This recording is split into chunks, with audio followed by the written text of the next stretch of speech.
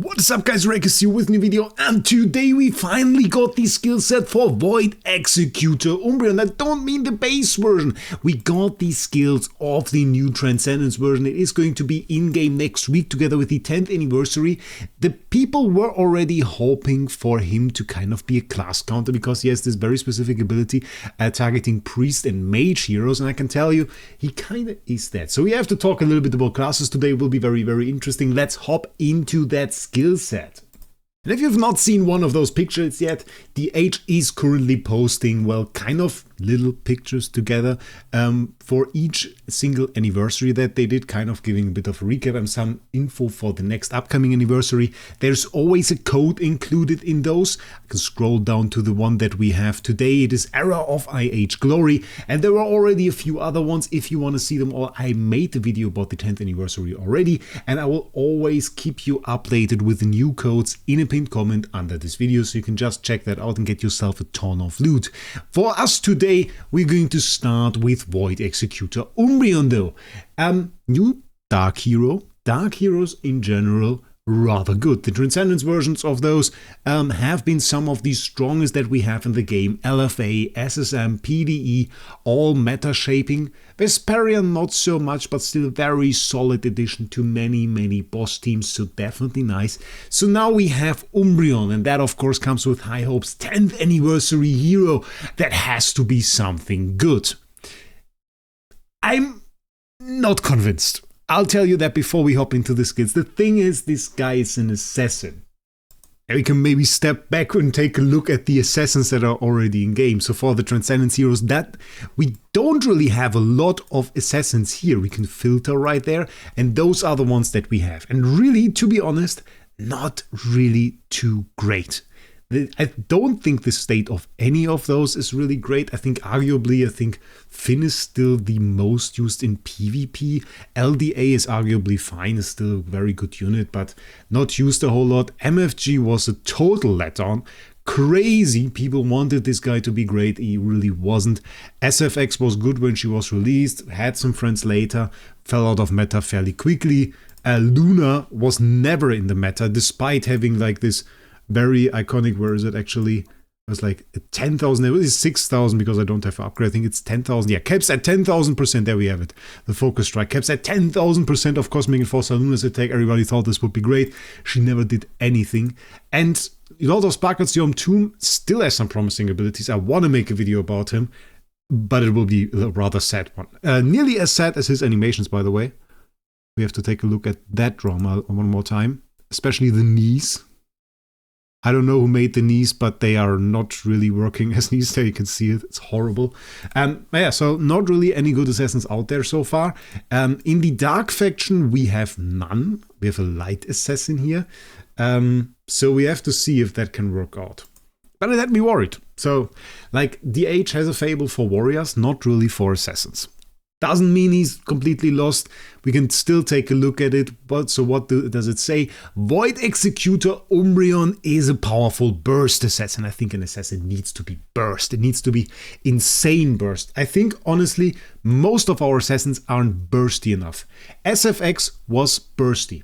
SFX, when she was released, used to target the lowest HP hero. And if your lowest HP hero was anything other than a Sherlock with a magic stone sword, your lowest HP hero was dead super fast, and then she would get her, what was it even called? Her skill effect. She would get that going, and then she would absolutely nuke your entire team. That was a proper assassin. But ever since, they really didn't fit that role of like sneakily targeting some elements of the enemy team, finding those weaknesses and hitting them hard. I think that is really what an assassin should do. They have been somewhere along the lines, some completely misses with MFG, for example, who was just trying to scale up his damage, which never really worked. So weird stuff. Here we have a powerful burst assassin. Against lineups with priest or mage heroes, his targeted counter abilities can reach their full potential, dealing devastating damage to the enemy team. And we'll check that out. We'll have to talk a little bit about priest and mage, but let's check out the active skill because that is the important part. Deals a certain percentage of attack as armor ignoring damage to backline enemies. Honestly, this does seem fine. But there is an aspect to it that I don't like. Armor ignoring damage. Why do I not like that? Well, the thing is, armor ignoring in itself is good.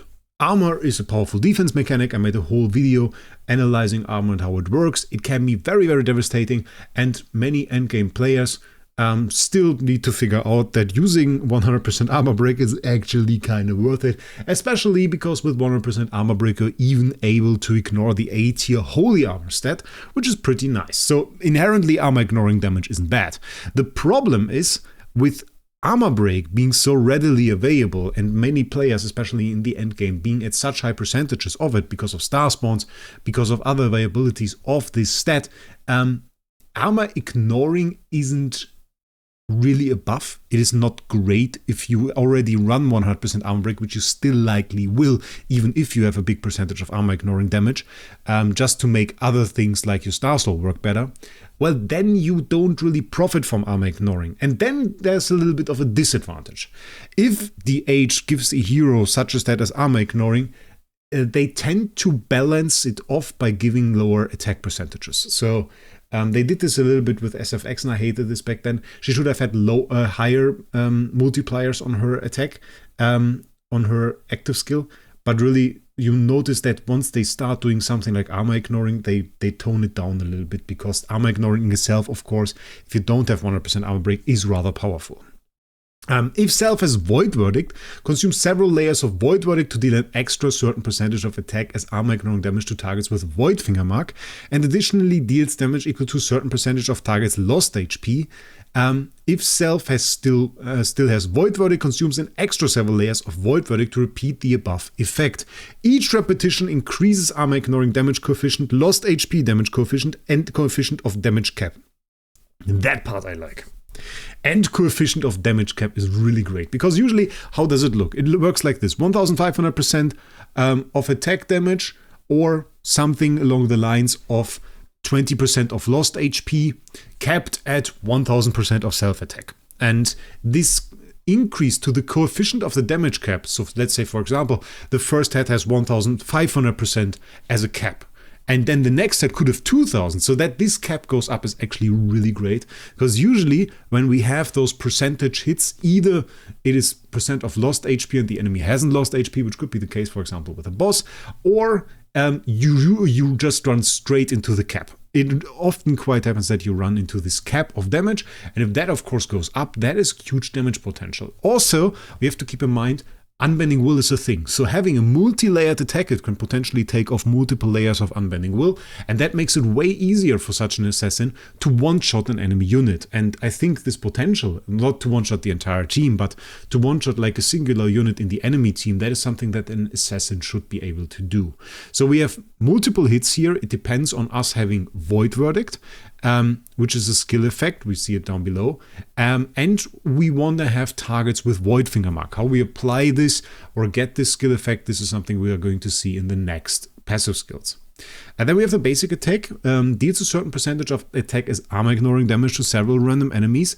If the target is a mage, additionally reduce their control immunity for several rounds. If the target is a priest, additionally deals a certain percentage of attack as armor ignoring damage to them. So our damage here again is armor ignoring. We deal it to several random enemies. Numbers are usually not included in those previews because the H wants to be able to balance this hero a little bit more until the release. So we have to see in-game when that happens. Obviously, we're going to check it out in my anniversary live stream.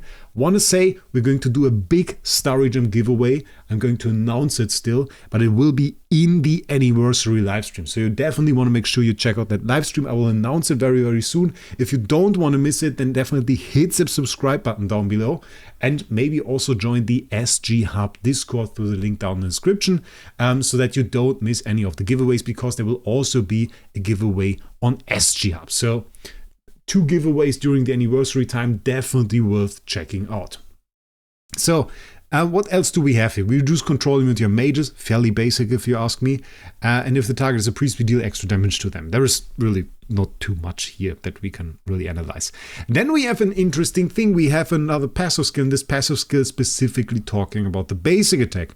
After releasing a basic attack, has a chance to inflict Void Finger Mark on the target for several rounds. In this one, it says to several random enemies, so it should be that it's for all targets. We have a chance to inflict Void Fingermark, and Void Fingermark is also explained here. It is a skill effect, which is nice.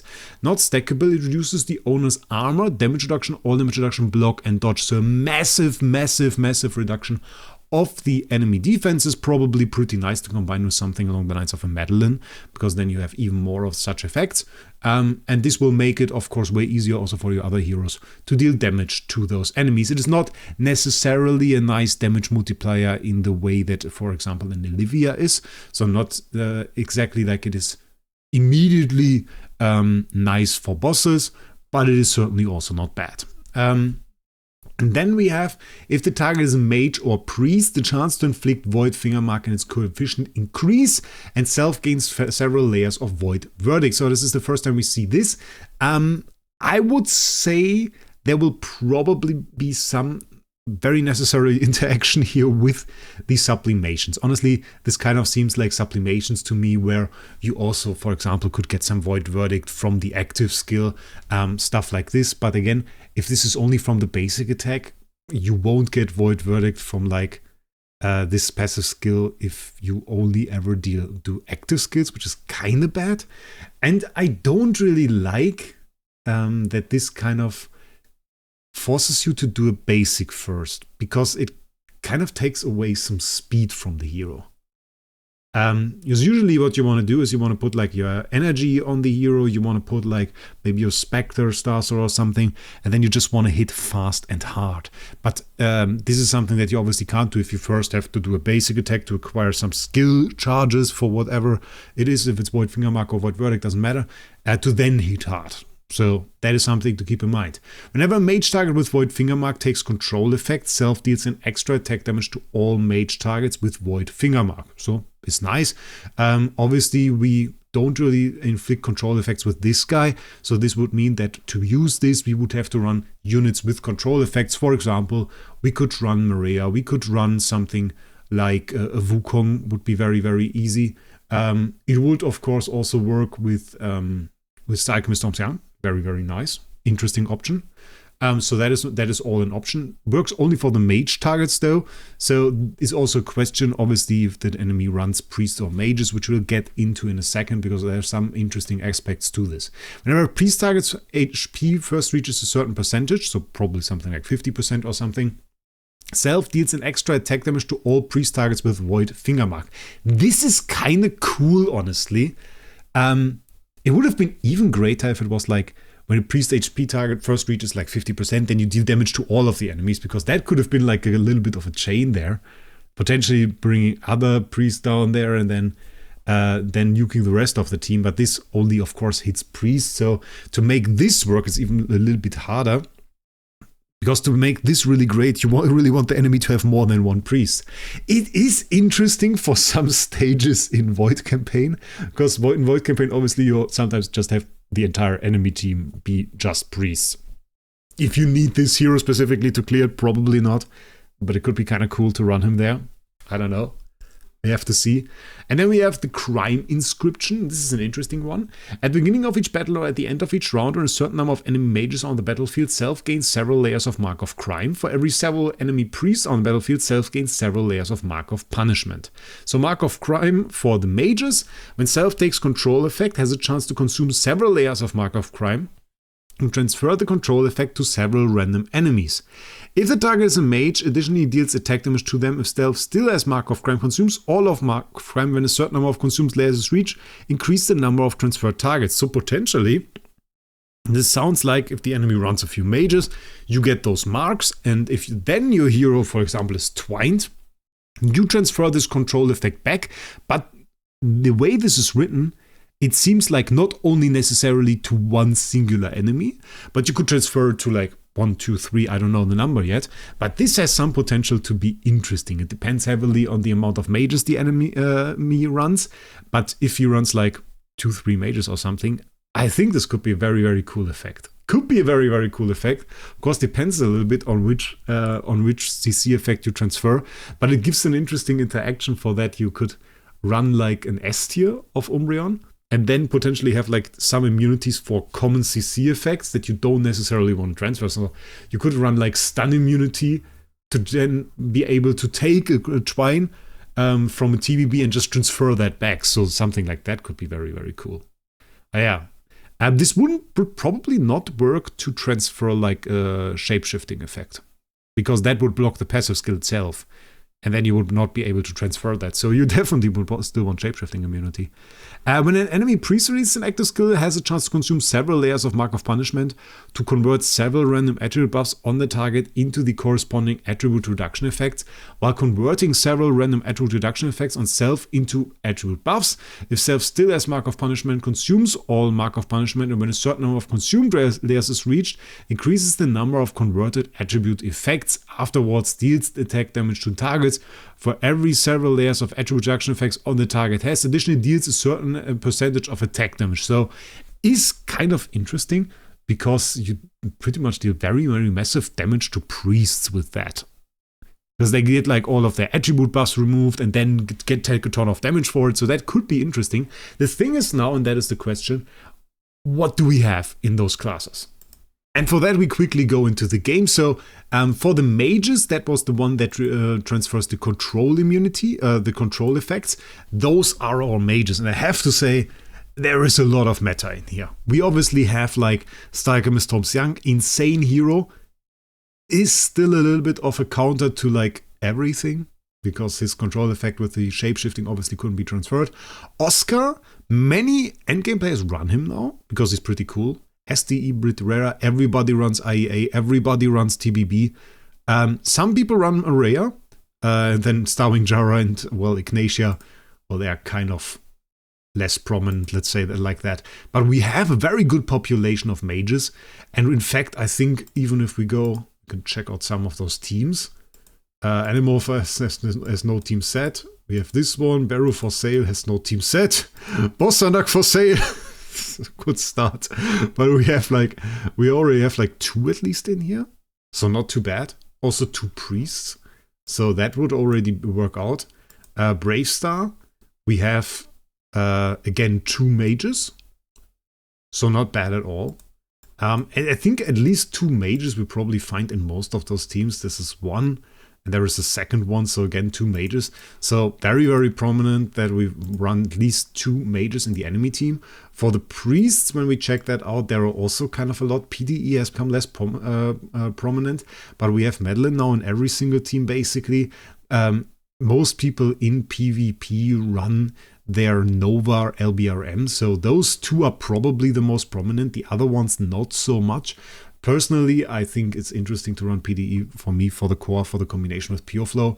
But I think those 2 will be in basically every single team. So we have at least 2 heroes in most of those. I would reckon 3 to 4 will probably be mages or priest in the current meta.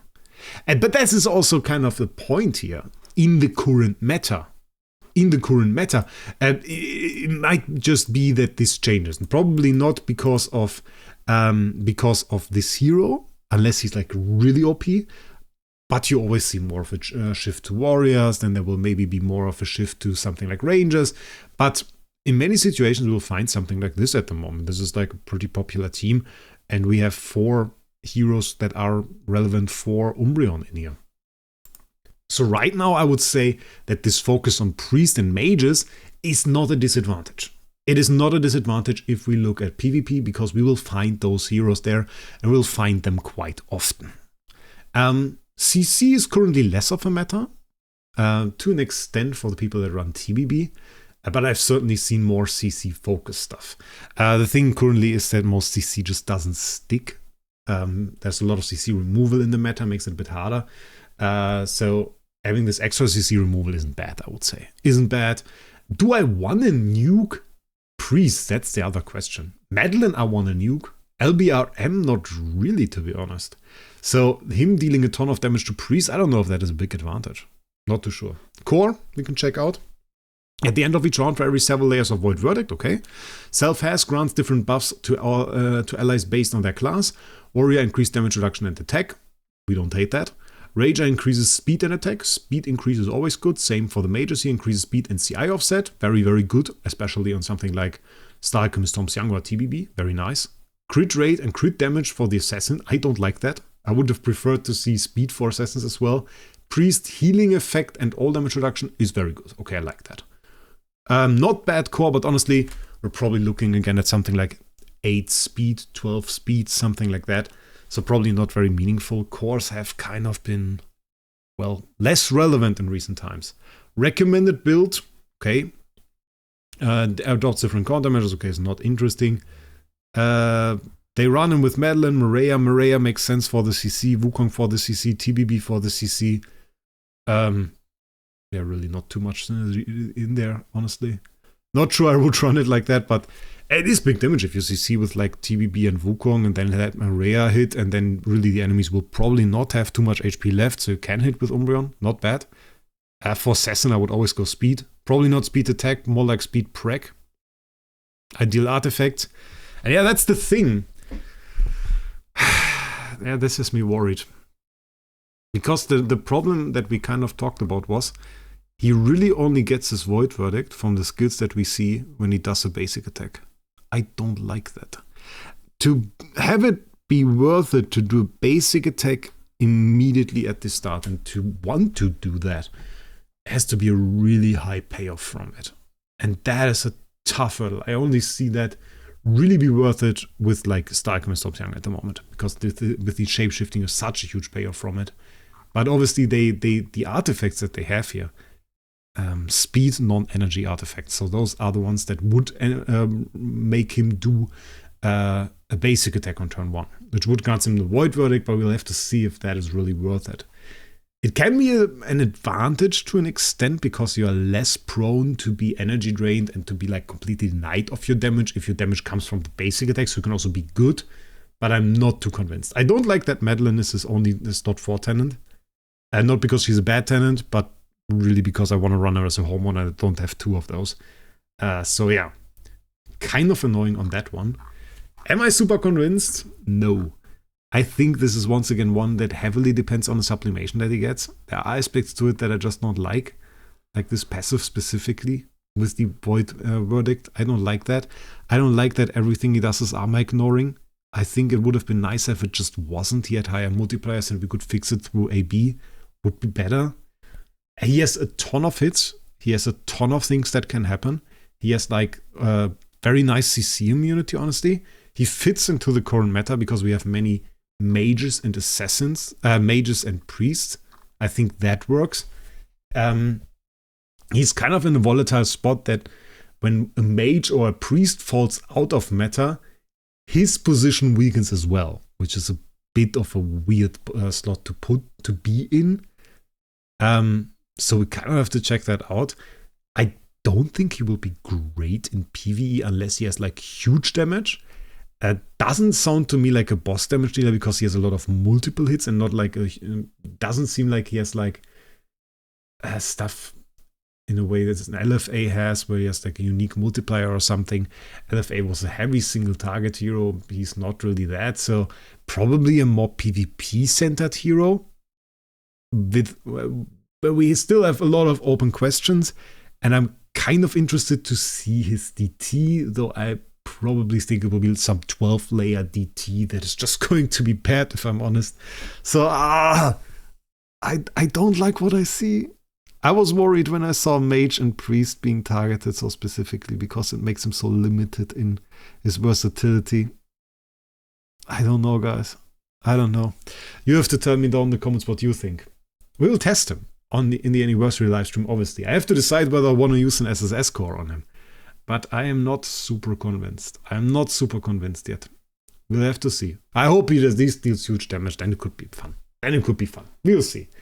In any way, hit that subscribe button so you don't miss our anniversary live stream. Stay informed on my Discord server and over on SGUp. And of course, you can get the cheapest Starry Gems on SGUp right now or during the anniversary whenever you want, so you can get the best offers and get yourself some very nice things for the anniversary. With that, I wish you a great day. We'll see us in the next one.